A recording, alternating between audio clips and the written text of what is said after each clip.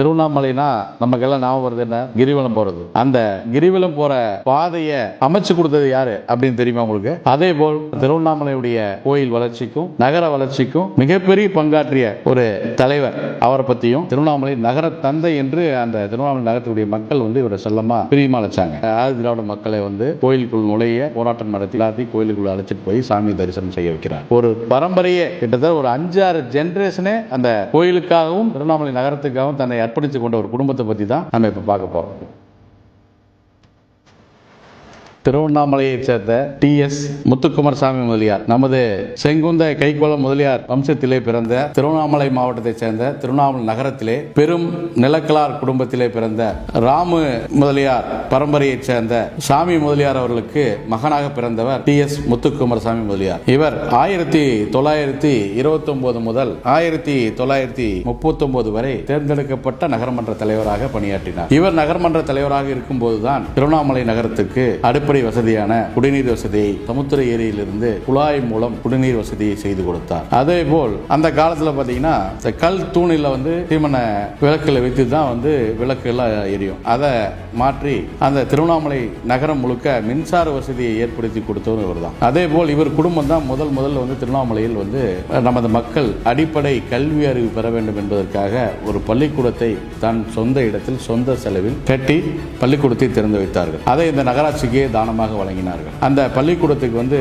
அந்த காலத்தில் பார்த்தீங்கன்னா ஆங்கிலேய அரசு கிறிஸ்துவ மிஷனரி பள்ளிகளை தான் திறந்து வைத்துக் கொண்டிருந்தார்கள். அப்போ பார்த்தீங்கன்னா இவருடைய தந்தை சாமி முதலியார் அவர்கள் என்ன பண்ணார்னா ஒரு சமூக புத்தியில விக்டோரியா இந்து பள்ளி அப்படிங்கிற பெயர் வைத்து அதை ஒரு பர்மிஷன் வாங்கி அந்த ஒரு மிகப்பெரிய பள்ளியை துவங்கி அதை நமது மக்கள் கல்வி அறிவு பெறணுன்றதுக்காக கொண்டு சேர்த்தார். அந்த பள்ளிக்கூடத்தினுடைய இன்றைய மதிப்பு கிட்டத்தட்ட ஒரு 100 கோடி ரூபாய் மதிப்பு இருக்கும். அதுபோல் பார்த்தீங்கன்னா அந்த நகரத்துக்கு நம்ம முத்துக்குமாரசாமி முதலியார் பார்த்தீங்கன்னா தலைவராக இருக்கிறப்ப தான் திருவண்ணாமலையினுடைய அந்த கோயிலில் அரங்காவலராக பணியாற்றியிருக்காரு, அலங்காவல் குழு தலைவராகவும் பணியாற்றியிருக்காரு. அந்த நேரத்தில் அங்கே நிறைய பக்தர்கள் கோயிலில் அன்னைக்கு வர்றப்ப அந்த ஒரு ஒத்தையடி பாதையாக தான் இருந்தது. ஒரு வண்டி செல்லக்கூடிய ஒத்தையடி பாதையாக தான் அந்த திருவண்ணாமலையினுடைய கிரிவலை பாதை இருந்தது. அந்த கிரிவலை பாதை என்ன பண்ணார்னா இவர் தான் செப்பனிட்டு இன்னைக்கு செல்லக்கூடிய வாகனங்கள் செல்லக்கூடிய நடந்து செல்லக்கூடிய பெரிய தார் சாலையாக அமைத்து கிரிவலை சாலை செப்பனிட்டு இன்னைக்கு பல்லாயிரக்கணக்கான மக்கள் பாதுகாப்பாகவும் நமது சாமியை அண்ணாமலையாரை மலையை சுற்றி கிரிவலை வர்றதுக்கு முதல் காரணமும் முக்கிய காரணமாக இருந்தது யாருன்னா அந்த நகர்மன்ற தலைவராக இருந்த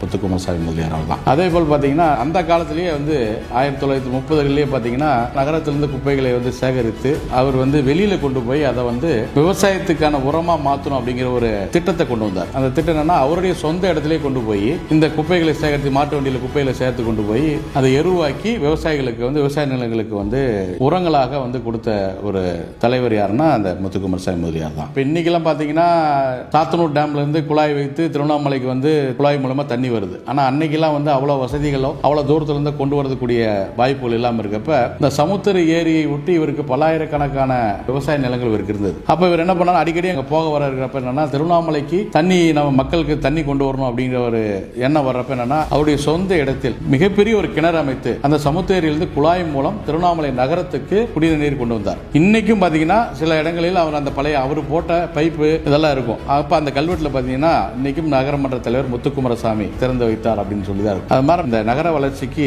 மிக முக்கிய காரணமாக இருந்தவர் திருவண்ணாமலை கோயில் வளர்ச்சிக்கும் கோயில் புறணமைக்கிறதுக்கு இவர் அரங்காவலராகவும் அரங்காவல் குழு தலைவராக இருக்கும் தான் கோயில் புறணமைப்பு செய்தார். அந்த கோயிலுடைய வளர்ச்சிக்கும் அந்த நகர வளர்ச்சிக்கும் மிக முக்கிய காரணமாக இருந்தார். அதனால என்ன இந்த திருவண்ணாமலை நகர தந்தை என்று அந்த திருவண்ணாமலை நகரத்துடைய மக்கள் இவரை செல்லமா பிரியமா அழைச்சாங்க. இன்று வரை திருவண்ணாமலை அண்ணாமலையாருக்கு பார்த்தீங்கன்னா தை மாதம் மாட்டு பொங்கல் அன்னைக்கு நடைபெறக்கூடிய மண்டகப்படி இவர்கள் குடும்பத்தை சேர்ந்தது தான். அதிகாலையிலே பார்த்தீங்கன்னா ஒரு 5:30 to 6 மணிக்கே வாயிற்கு கதவுல அண்ணாமலையாருக்கு அவங்க அபிஷேகம் ஆராதனை பூஜைகள்லாம் நடைபெற்று முதல் மண்டகப்படி இவர்கள் நடத்தினதுக்கு அப்புறம் தான் சாமி திருவிழா வரும். அந்த மண்டகப்படி இன்று வரை அவர்கள் குடும்பத்தார் செய்து வருகிறார்கள். அதே போல் பார்த்தீங்கன்னா ஒரு 90-95 வருடத்துக்கு முன்னால பார்த்தீங்கன்னா ஆதி திராவிடர்கள் திருவண்ணாமலை அண்ணாமலையார் கோயிலில் நுழைய தடை இருந்தது. அப்படியே மீறினாலும் நந்தி வரைக்கும் தான் அவங்க போக முடியும். அந்த காலகட்டத்தில் இவர் அந்த நகரமன்ற தலைவராக இருக்கார். நம்ம TS முத்துக்குமாரசாமி முதலியார் நகரமன்ற தலைவராக இருக்கார். அந்த டைம்ல பார்த்தீங்கன்னா இவர் என்ன பண்ணாருன்னா ஹரிஜன மக்கள் ஆலய பிரவேசம் அப்படிங்கிற ஒரு போராட்டம் நடக்குது. அந்த போராட்டத்தை இவரே முன்னின்று நடத்தி ஆதி திராவிட மக்களை கோயிலுக்குள் நுழைய போராட்டம் நடத்தி எல்லாத்தையும் கோயிலுக்குள்ள அழைச்சிட்டு போய் சாமி தரிசனம் செய்ய வைக்கிறார். இவருடைய கொள்கை என்னன்னா அனைவரும் சமம் அப்படிங்கிற கொள்கை உடையவர்.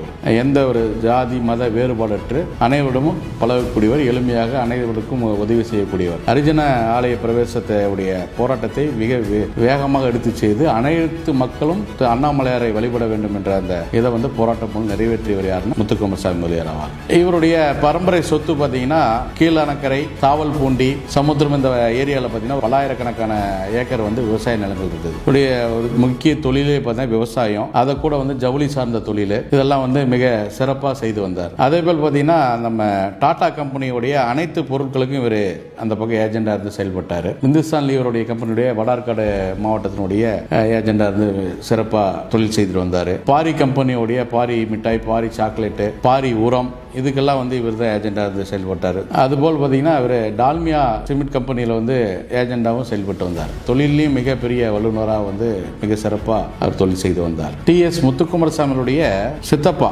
அருணகிரி முதலியார், இவரும் பார்த்தீங்கன்னா திருவண்ணாமலையுடைய நம்ம அண்ணாமலையார் கோயிலுக்கு அறங்காவலர் குழு தலைவராக இருந்தார். அதே போல் பார்த்தீங்கன்னா 3 முறை எம்எல்ஏவும் 1 முறை எம்பியாகவும் இருந்தவர் யாருன்னா எஸ். முருகையா முதலியார். அவரும் பார்த்தீங்கன்னா நகரமன்ற தலைவராக திருவண்ணாமலை நகரமன்ற தலைவர். அவர் யாருன்னா அருணகிரி முதலியாருடைய மருமகன். இவரும் அந்த நகர வளர்ச்சிக்கு மிகவும் உறுதுணையாக இருந்து சிறப்பாக பணியாற்றினவர். அதுபோல் பார்த்தீங்கன்னா இந்த அருணகிரி முதலியார் என்ன பண்றாருன்னா திருவண்ணாமலை மாவட்டத்தினுடைய பால் கூட்டுறவு சங்கத்தினுடைய தலைவராக இருக்கார்.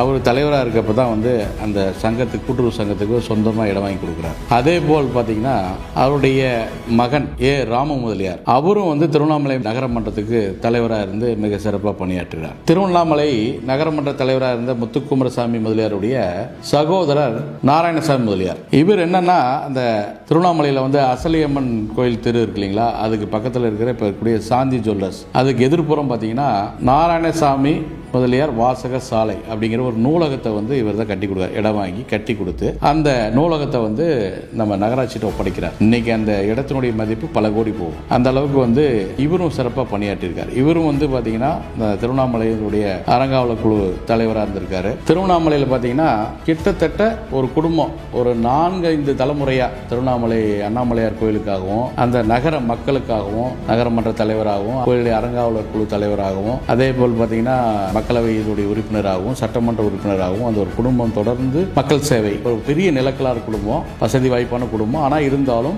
மக்களுக்கான சேவையை அவருடைய சொந்த பணத்திலிருந்து சொந்த இடத்தை கொடுத்து மிகப்பெரிய ஒரு சேவையை செய்திருக்காங்க. கிட்டத்தட்ட அவங்க குடும்பம் பார்த்தீங்கன்னா நான் ஒரு சில லிஸ்ட் சொல்றேன். சேர்மனா அந்த ராம முதலியார்னு சொன்னால பார்த்தீங்களா, ராமலுடைய மகன் ரா. முத்துக்குமாரசாமி முதலியார், அவர் பார்த்தீங்கன்னா ஸ்ரீ அருணாச்சலர் கோயிலுடைய அறக்கட்டளை குழு தலைவராக இருந்தார். ஸ்ரீ துர்க்கையம்மன் கோயில் திருப்பணி குழு தலைவராக செயல்பட்டாரு. அதுபோல் பார்த்தீங்கன்னா திருவண்ணாமலை வழக்கறிஞர் சங்கத்தின் முதல் தலைவராக இருந்து பணியாற்றினாரு. சுப்பிரமணியர் கோயில் தேர் திட்டக்குழுவுடைய தலைவராக பணியாற்றியிருக்காரு. ஆதி திருவரங்கம் சீரமைப்பு குழு உறுப்பினராக பணியாற்றியிருக்காரு. கிராம எழுச்சி கூட்டமைப்பு தலைவராக இருந்திருக்காரு. நகர பெண்கள் மேல்நிலைப் பள்ளியினுடைய பெற்றோர் ஆசிரியர் கழக தலைவராக இருந்திருக்காரு. அதே போல் பார்த்தீங்கன்னா அரிமா சங்க தலைவராக பணியாற்றியிருக்காரு. இப்போ நான் சொன்ன மாதிரி அவங்க இடம் வாங்கி கட்டி கொடுத்த விக்டோரியா இந்து மேல்நிலைப்பள்ளி நிர்வாக குழு தலைவராக பணியாற்றிருக்காங்க. அருணினார் மணிமண்ட விழா குழு தலைவராக இருந்திருக்காங்க. திருமுறை கமிட்டி தலைவராக இருந்திருக்காங்க. ஸ்ரீ சேஷாத்ரி ஆசிரம அறக்கட்டளையினுடைய தலைவராக மற்றும் செயலாளராக பணியாற்றிருக்காங்க. அதே போல் பார்த்தீங்கன்னா அவங்க சித்தப்பா பார்த்தீங்கன்னா ராம் முதலியார் இன்னொரு மகன் பார்த்தீங்கன்னா நடராஜன் திருவண்ணாமலை அண்ணாமலையார் ஆலய அறங்காவலர் குழு தலைவராக இருந்திருக்காரு. அதே போல் முத்துக்குமாரசாமி முதலியாரின் ஒரே மகன் சுவாமி ராஜ் செங்குந்த முதலியார் பார்த்தீங்கன்னா திருவண்ணாமலை கோயிலினுடைய முன்னாள் அறங்காவலர் குழு தலைவராக சிறப்பாக பணியாற்றி சேவை செய்திருக்காரு. அதுபோல் பார்த்தீங்கன்னா ஒரு குடும்பம் நான் சொன்ன மாதிரி ஒரு 4-5 தலைமுறைகளாக மிக சிறப்பாக ஒரு அந்த மக்களுக்காக பணியாற்றக்கூடியது நம்ம செங்குந்த கைக்கோள முதலியார் வம்சத்தை சேர்ந்தவங்க. ஒரு ஆள் 2 ஆள் இல்லை, கிட்டத்தட்ட ஒரு 7-8 பேர் 10 பேர் பார்த்தீங்கன்னா அந்த குடும்பத்தை சேர்ந்த அனைவருமே பொதுமக்களோட சேவையும் கோயில் இறைப்பணியையும் செய்திருக்காங்க. ஆனால் இப்போ ஒரு குறிப்பிட்ட காலங்களில் பார்த்தீங்கன்னா நம்ம அங்கே செங்குந்த முதலியார்கள் திருவண்ணாமலை மாவட்டத்தில் அந்த நகரத்தில் பார்த்தீங்கன்னா நகராட்சியினுடைய தலைவராக வர முடியல. இன்னைக்கு பார்த்தீங்கன்னா அந்த திருவண்ணாமலை மாநகராட்சியாக இருக்கு. அதே போல் பார்த்தீங்கன்னா வரக்கூடிய 2026 சட்டமன்றம் திருவண்ணாமலை தொகுதி இதில் பார்த்தீங்கன்னா நம்ம செங்குந்த கைக்கோள முதலியார் சமுதாயத்தை சேர்ந்தவங்க மிகப்பெரிய இது வரைக்கும் நான் கூட சொல்லியிருக்கேன் மிகப்பெரிய அரும்பணியாற்றிருக்காங்க. அது கோயில்களுக்கும் மக்களுக்கும். இந்த வரக்கூடிய சட்டமன்ற தேர்தலிலும் அடுத்து வரக்கூடிய மாநகராட்சி தேர்தலிலும் நம் சமுதாயத்தை சேர்ந்தவர்களுக்கு பிரதிநிதித்துவம் கொடுக்கக்கூடியவர்களுக்கு நாம் சமுதாயத்தை சேர்ந்தவர்கள் மிகப்பெரிய ஆதரவு அளிக்க வேண்டும். அதற்காக நானும் உங்களுடன் சேர்ந்து திருவண்ணாமலையிலே நாம் செங்குந்த கைக்கோள முதலியார் சமுதாயத்தை சேர்ந்தவர்கள் சட்டமன்ற தேர்தலிலும் மாநகராட்சி தேர்தலிலும் இருந்து வெற்றி பெற்று நம் சமுதாயத்தை சேர்ந்த முன்னோர்கள் எவ்வாறு மக்கள் பணியாற்றினார்கள், இறைபணியாற்றினார்களோ அதுபோல் நாம் சமுதாயம் அங்கு மீண்டும் தலைத்து இறைபணியாற்றவும் மக்கள் சேவை ஆற்ற வேண்டும் என்பதை இதன் மூலம் நான் கேட்டுக்கொள்கிறேன்.